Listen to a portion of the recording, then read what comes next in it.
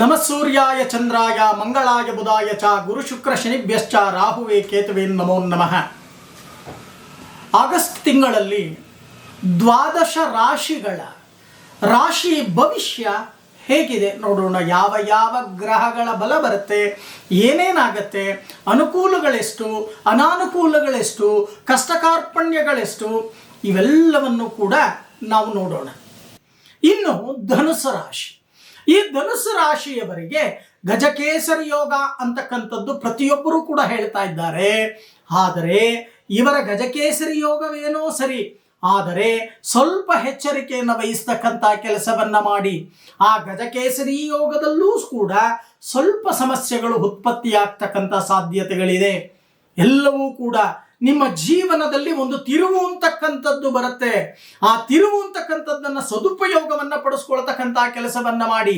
ಈ ಧನುಸು ರಾಶಿಯವರಿಗೆ ಧನ ಯೋಗ, ಸಂಪತ್ತು ಯೋಗ, ಜೊತೆಗೆ ಅವರಿಗೆ ಭೂಮಿ ಯೋಗ, ಅಭಿವೃದ್ಧಿ ಯೋಗ ಅಂತಕ್ಕಂಥದ್ದು ಸಂಪೂರ್ಣವಾಗಿ ಕಾಣ್ತಾ ಇದೆ. ಆದರೆ ಆರೋಗ್ಯದ ಕಡೆ ಗಮನವನ್ನು ಹರಿಸ್ತಕ್ಕಂಥ ಕೆಲಸವನ್ನ ಮಾಡಿ. ಸಕಾಲಕ್ಕೆ ನಿದ್ರಾ ಆಹಾರಗಳನ್ನು ನೀವು ಮಾಡ್ತಾ ಇಲ್ಲ. ನಿಮ್ಮ ಶರೀರವನ್ನ ಸರಿಯಾಗಿ ಶರೀರದಲ್ಲಿ ಉಷ್ಣಾಂಶ, ಶೀತಾಂಶ, ಸಮತೋಲನವನ್ನು ಕಾಪಾಡಿಕೊಳ್ಳಿಕ್ಕೆ ಸಾಧ್ಯ ಆಗ್ತಾ ಇಲ್ಲ ನಿಮ್ಮ ಕೈಯಲ್ಲಿ. ನಿಮ್ಮ ಶರೀರದಲ್ಲಿ ವ್ಯತ್ಯಾಸಗಳಾಗ್ತಕ್ಕಂಥ ಸಾಧ್ಯತೆಗಳಿದೆ. ಇದಕ್ಕೋಸ್ಕರನೇ ಹೇಳೋದು, ನಿಮಗೆ 3ನೇ ಮನೆಯಲ್ಲಿ ರಾಹು ಸಂಚಾರವನ್ನ ಮಾಡ್ತಾ ಇದ್ದಾನೆ.